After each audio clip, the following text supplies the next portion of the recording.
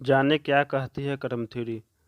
इस जन्म में मनुष्य योनि मिलने का अर्थ यह नहीं कि अगला जन्म भी इसी योनि में मिलेगा, क्योंकि जीवन मरण और अगला जन्म सब कुछ कर्मों के आधार पर ही तय होता है। लेकिन कई बार गलत कार्य करने वाले यह सोचते हैं कि कोई उन्हें देख नहीं रहा, तो क्या समस्या। इसी आधार पर कई बार लोग दूसरे को हानि पहुंचाते हैं।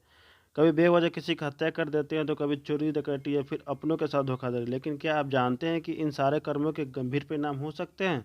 इनके आधार पर सियार, गिद्ध, सांप, गधा और कौन योनि में जन्म मिल सकता है। तो कर्म थ्योरी के आधार पर कौन से कर्म से कौन सी योनि मिलती है, आइए जानते हैं। ऐसे कर्म करने वाले बनते हैं भेड़िया।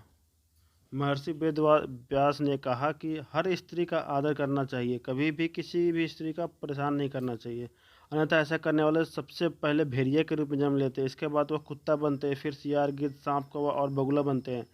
इन सभी योनियों को जन्म लेने के बाद उससे मनुष्य योनि में जन्म मिलता है। इस कर्म से बनते छुछुंदर। वेद व्यास जी ने बताया कि चोरी करना हमेशा ही गलत है, फिर चाहे वह स्वर्ण हो या वस्त्र, इसके परिणाम भुगतने ही पड़ते हैं। उन्होंने बताया कि यदि कोई व्यक्ति वस्तुओं को चोरी करता है तो अगले जन्म में तोता बनता है, वही सुगंधित पदार्थों को चोरी करने वाला छुछुंदर के रूप में जन्म लेता है। इसलिए कैसी भी परिस्थिति हो, लेकिन चोरी करने से सदैव ही बचना चाहिए।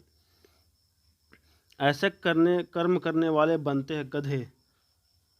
महर्षि ने बताया कि यदि कोई व्यक्ति किसी का कत्ल करता है तो यह जघन्य अपराध की श्रेणी में आता है। ऐसा कर्म करने वाले अगले जन्म में गधा बनता है।